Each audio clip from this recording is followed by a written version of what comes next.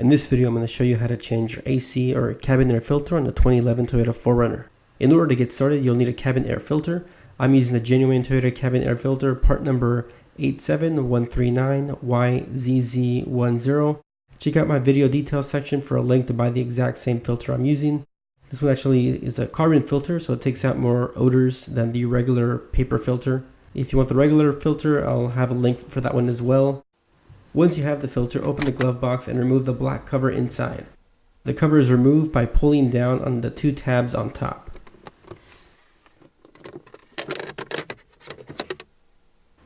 Next, remove the white air filter cover by simply pushing in on the tabs.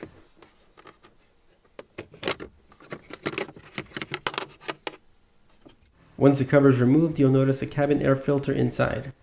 The filter should have up arrow marks on it and should be pointing up. Remove the cabin air filter by pulling it out and replace it with the new cabin air filter.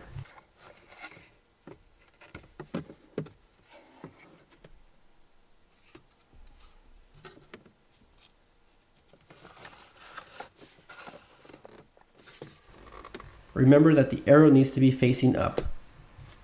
Place the white filter cover back on.